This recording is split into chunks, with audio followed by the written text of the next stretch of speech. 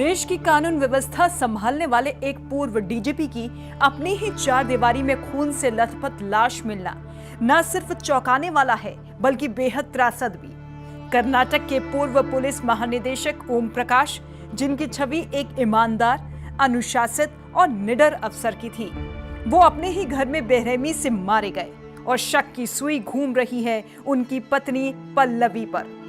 ये महज एक हत्या नहीं बल्कि एक टूटते रिश्ते और अनदेखे मानसिक तनाव की भी कहानी है। घटना के बाद की जानकारी और पुलिस की शुरुआती जांच बताती है कि ओम प्रकाश और उनकी पत्नी के बीच लंबे समय से पारिवारिक तनाव था। पुलिस सूत्रों के मुताबिक पत्नी मानसिक रूप से अस्थिर स्थिति में थी और कई बार विवाद इस हद तक बढ़ जाते थे कि आस पड़ोस को भी इसकी भनक लगती थी।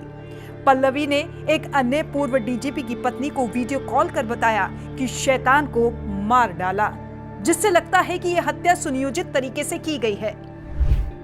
खुद की हत्या का था अंदेशा। सबसे चौंकाने वाला पहलू यह है कि ओम प्रकाश को खुद इस अनहोनी का अंदेशा था। पुलिस अधिकारियों के अनुसार उन्होंने 6 महीने पहले ही अपने कुछ नजदीकी साथियों को आशंका जताई थी कि कोई करीबी व्यक्ति उन्हें नुकसान पहुंचा सकता है। उन्होंने थाने में एक पूर्व शिकायत भी दर्ज करवाई थी, जिससे ये सवाल उठता है कि क्या इस संकट को पहले रोका जा सकता था। कौन थे ओम प्रकाश?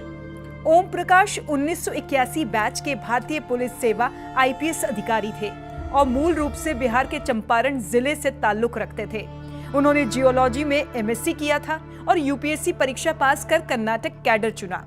एक बेहद अनुशासित अफसर के तौर पर वो पुलिस महकमे में आदर के पात्र थे, लेकिन रिटायरमेंट के बाद उनका निजी जीवन, जो कभी चर्चा में नहीं आया, एक गहरे तनाव और एक हत्या का कारण बन गया। सीआईडी सहित कई विभागों का किया था नेतृत्व। उनकी सेवा पृष्ठभूमि बेहद प्रभावशाली रही। एएसपी के रूप में करियर की शुरुआत से लेकर डीजीपी बनने तक उन्होंने सीआईडी, होमगार्ड्स और सिविल राइट्स इन्फोर्समेंट जैसे अहम विभागों में नेतृत्व किया।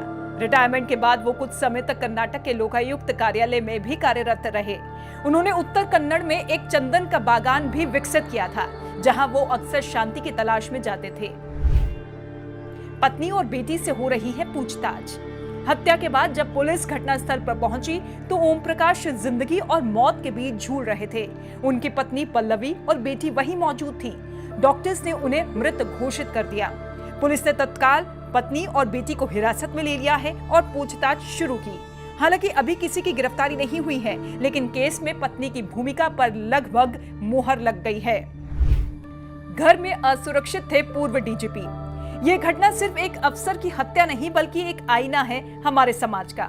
सेवानिवृत्त अफसर जो कभी जनता की रक्षा करता था, खुद अपने घर में असुरक्षित था।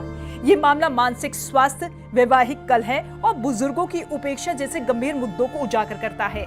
ओम प्रकाश का अंत हमें ये सोचने पर मजबूर करता है कि क्या हम अपने सबसे मजबूत दिखने वाले लोगों की भी भावनात्मक कमजोरियों को अनदेखा कर रहे हैं। Bureau report, state mirror Hindi.